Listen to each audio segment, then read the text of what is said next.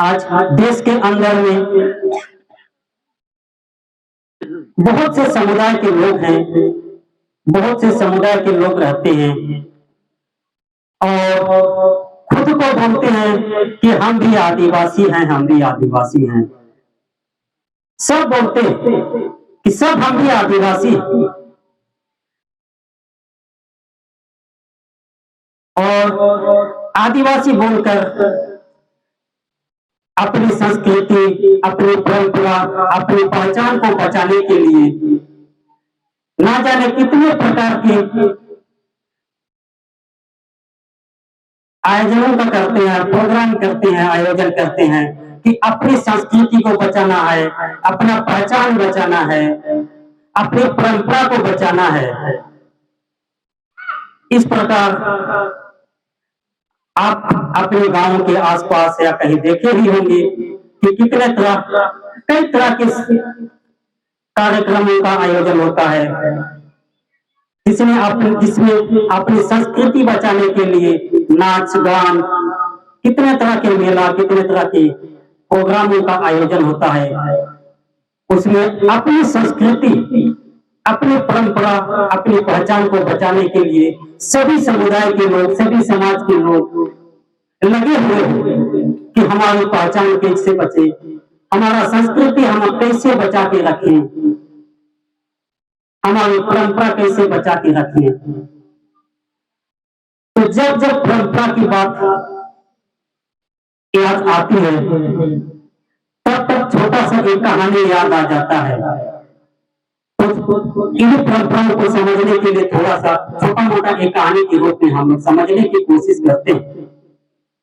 जो एक पति और एक पत्नी एक गांव में रहा करते थे और उनका एक बेटा था, परंतु दोनों नेत्रहीन, यानी उनको दिखाई नहीं देता था। दिखाई देता तो बहुत कम मात्रा में उन दोनों को दिखाई देता था और दोनों पति पत्नी का गुजारा ऐसे ही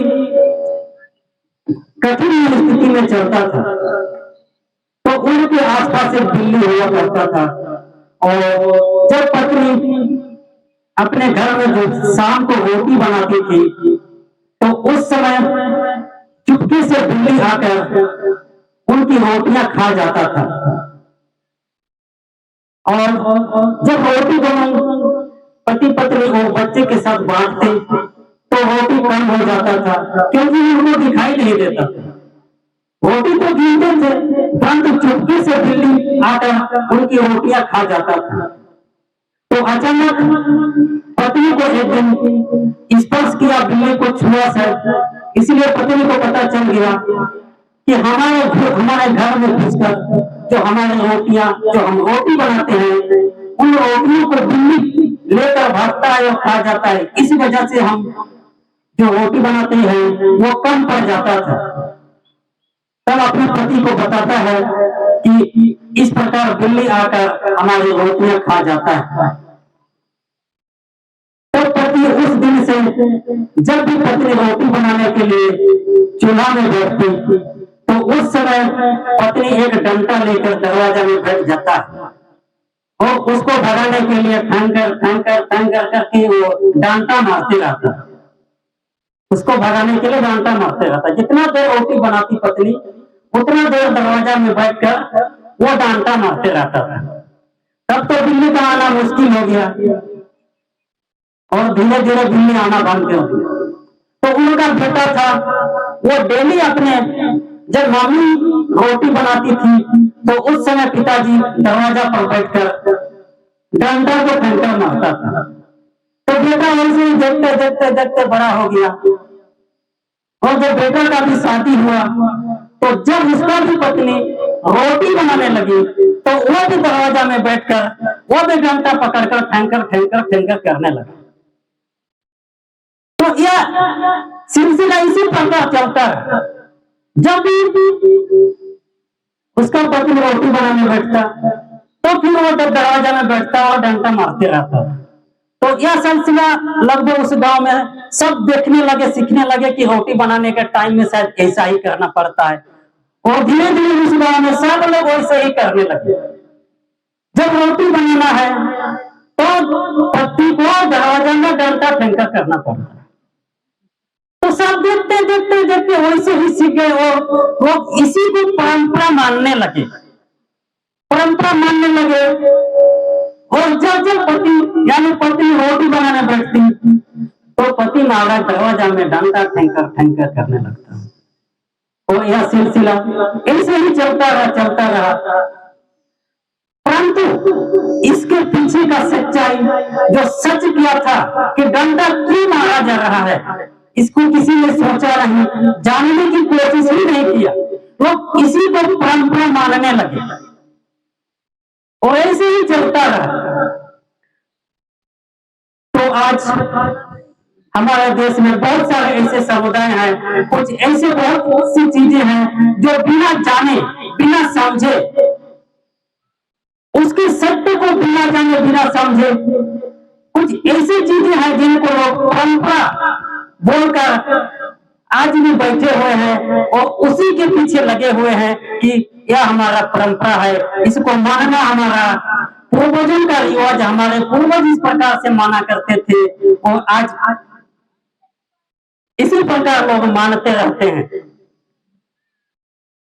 तो यह कहानी का उद्देश्य यह नहीं कि आप भी दरवाजा में बैठकर डंडा मारे, या नहीं, इसको विश्लेषण करके समझने के लिए, जानने के लिए कि जो भी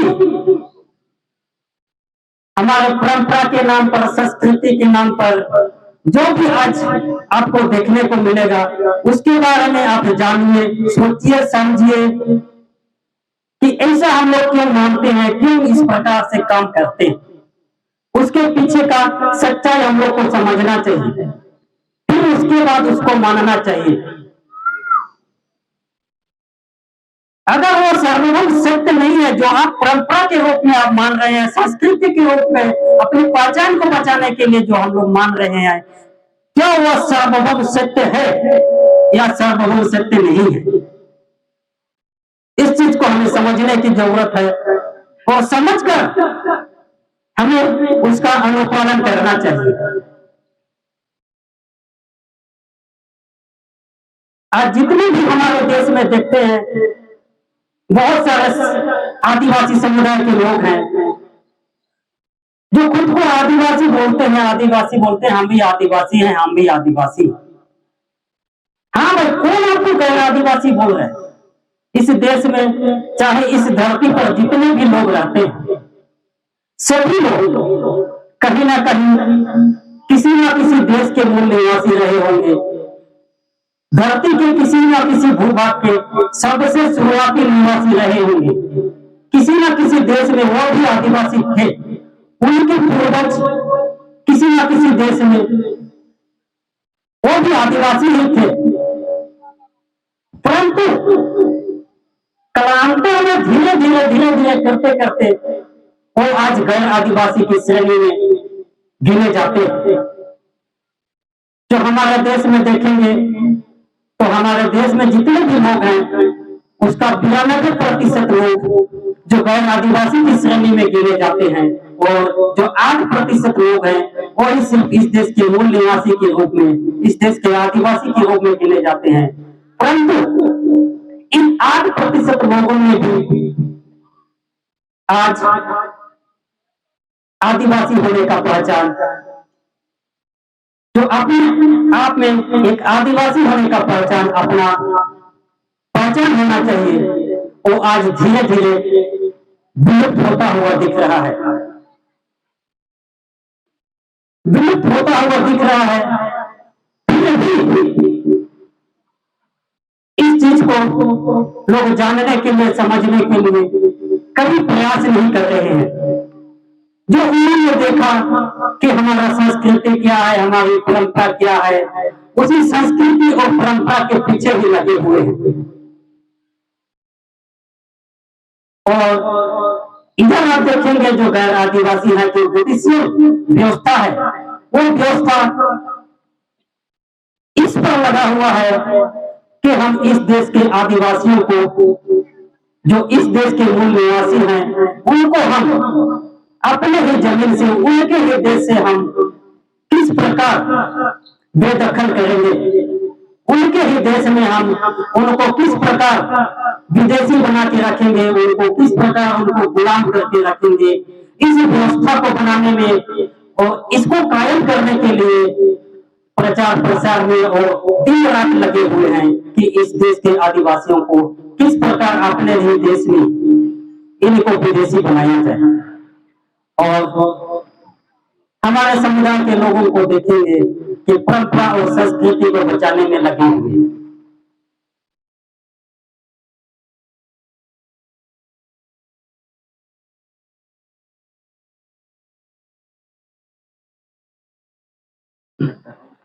कितना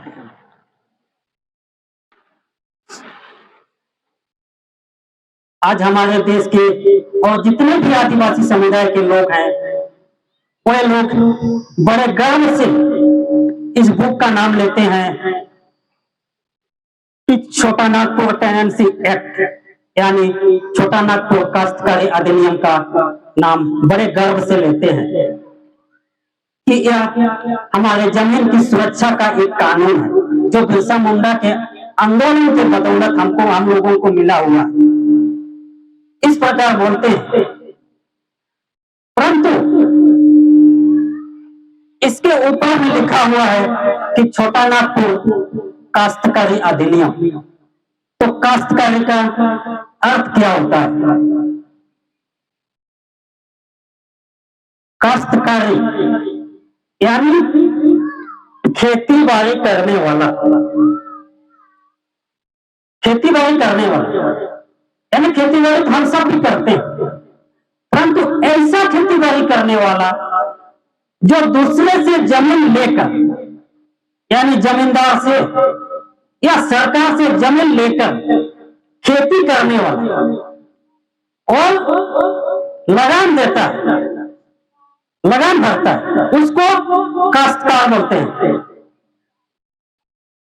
काश्तकारी जो दूसरे की जमीन, जिस जमीन पर आप खेती बाड़ी कर रहे हैं वो आपका नहीं, किसी दूसरे का, किसी दूसरे से आप ले करके आप उस जमीन पर खेती बाड़ी कर रहे हैं और उसके बदले में आप जमींदार को मालगुजारी देते हैं, जमींदार को देते हैं या सरकार को देते हैं।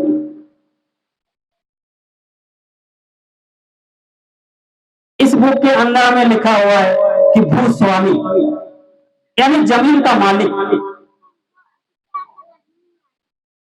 जमीन का मालिक से अभिप्रेत सरकार, परंतु सरकार कौन इसका जिक्र नहीं किया गया। सिर्फ भू का स्वामी, जमीन का मालिक सरकार। तो इस एक्ट के अंदर में जो हमारे देश के आदिवासी हैं उनको लगता है कि यह हमारे जमीन की सुरक्षा के लिए बनाया गया, परंतु इसमें हम सब उनको काश्तकार बना दिया, यानी दूसरे के जमीन पर खेती बाड़ी करने वाला बना दिया और हमसे ही लगान वसूलने लगा, यानी लगान वसूलने के लिए, हमें लूटने के लिए लगान वसूलना, एक लूटने के लिए या एक लूट का ही एक हिस्सा। परंतु हमारे संस्कृति और परंपरा बचाने वाले इसको बड़े सम्मान से लेते हैं कि यह हमारे लिए ही बना हुआ है।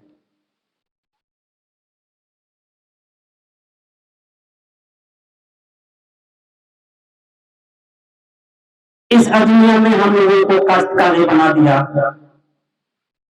और भारत की जनगणना के अंदर में पहले हमारी जनगणना हुआ करता था, हमारे लोगों की, जो यहाँ के मूल निवासियों की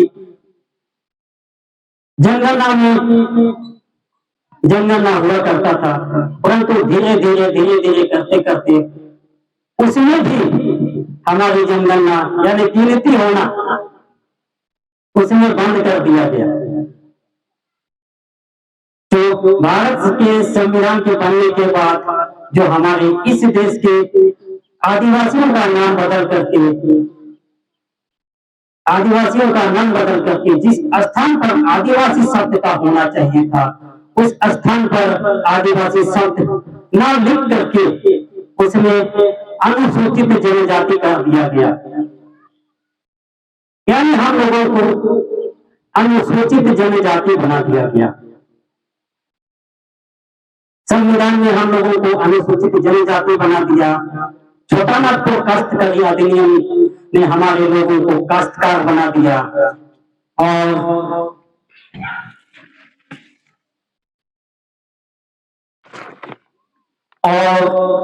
9 जनवरी 2015 के गजट नोटिफिकेशन में हमारे इस देश के मूल निवासी यानी आदिवासियों को कार्ड देकर कार्ड धारण करवाकर कार्ड धारक विदेशी नागरिक बना दिया।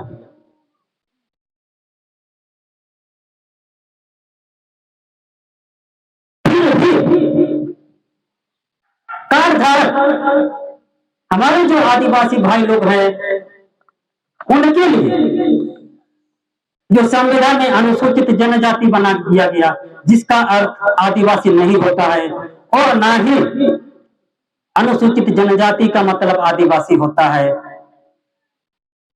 फिर भी हमारे समुदाय के लोग चुप हैं और इस गजट नोटिफिकेशन में सबको विदेशी नागरिक बना दिया, फिर भी हमारे लोग चुप हैं।